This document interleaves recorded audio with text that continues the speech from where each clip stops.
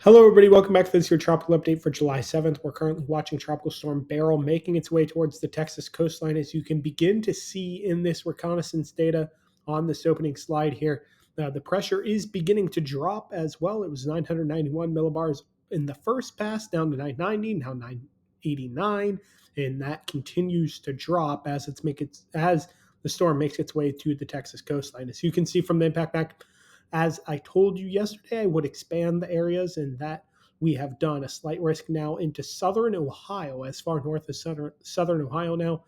Missouri, Illinois, Indiana, Kentucky need to be watching out for this storm, mainly due to those rainfall and tornado potential impacts associated with Beryl. Speaking of rainfall and tornadoes, we do now have a moderate risk over much of eastern Texas, western Louisiana, and southwestern Arkansas, again mainly due to that tornado and heavy rainfall risk, and we'll get into the particulars of that here shortly. Also along the coastline, storm surge will be a major concern. Now we're expecting up to 7 feet of storm surge in areas. Here's Beryl again. You can see the Texas-Mexico border just just to the west of the center of the storm, basically. And it's heading up to the north here. You can see the Texas-Louisiana border right underneath 2024 on the image here. That's where the Texas-Louisiana border is. And so you can see the system making its way now about due north. Not quite due north yet, but effectively heading towards the north. You can see the system is impacted by a lot of dry air. This darker gray color that you see on the east side of the storm, wrapping around into the north side of the storm, and even into the core is the dry air, and that's what's preventing the rapid intensification of Beryl at the moment. But you can see an increase of convection in the center. Most recently, we have that plume of white come into the area, the black and white come into the area. And so then the question becomes, if we can get a full ring of black and white around the center, that would be an eye wall, and that would mean that dry air can no longer get in, and that will mean Beryl is rapidly intensifying into a hurricane. The National Hurricane Center is expecting that. We're expecting gusts to 100 miles an hour, sustained winds of 85 miles per hour by the time this system makes landfall overnight tonight, or really early tomorrow is what the case will be.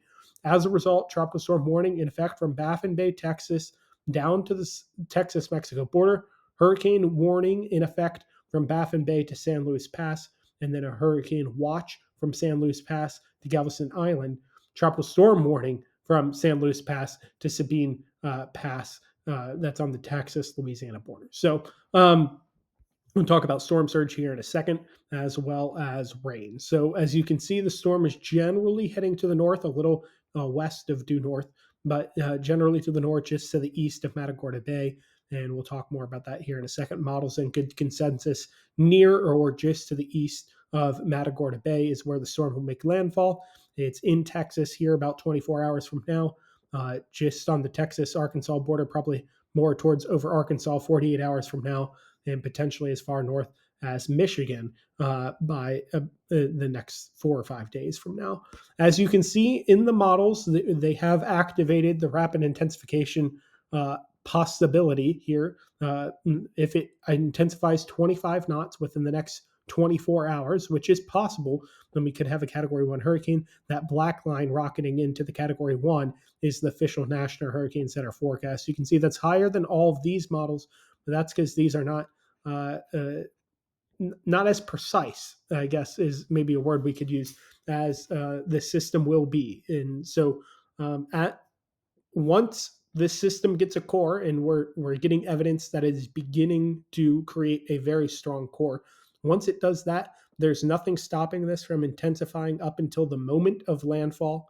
And that means that the 65 miles an hour that we're at now will continue to increase until this system makes landfall in probably, let's say, 12 hours from now or so. Here's the rain threat. The Weather Prediction Center calling for 8 to 12 inches of rain over much of the Texas coastline, perhaps even more as far north as Arkansas. We could see amounts as high as 8 inches in portions that far north, and then amounts near 6 inches as far north as Illinois due to the storm. And so you can definitely see the impacts extending well away from the center of the system, and we'll continue to monitor that isolated amounts to 15 inches or so.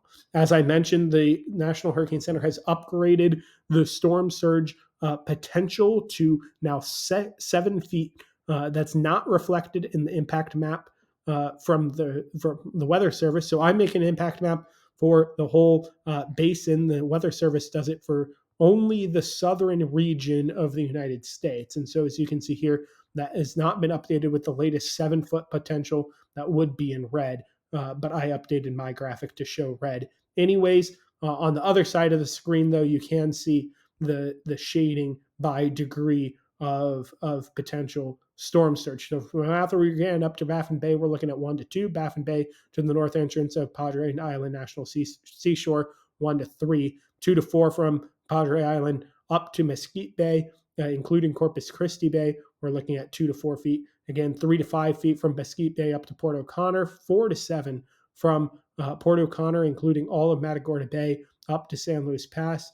And then 4 to 6 from San Luis Pass to High Island, including Galveston Bay. 3 to 5 from High Island to Sabine Pass. That is the Texas-Louisiana border. And then 1 to 3 from Sabine Pass all the way to Rockefeller Wildlife Refuge, that is in Louisiana. That also includes portions of the inland Texas-Louisiana border as well. Here is the earliest reasonable time of arrival winds. We could see those beginning as late as in a few hours from now, or as early as in a few hours from now along the Texas coastline. Most likely time of arrival will be later tonight, overnight tonight. Here is the tornado threat, and this will become one of the bigger concerns as we move on with time. Several tornadoes possible, according to the Storm Prediction Center. You can see a 5% risk of tornadoes basically to the east of Matagorda Bay, including Houston metro area into Louisiana.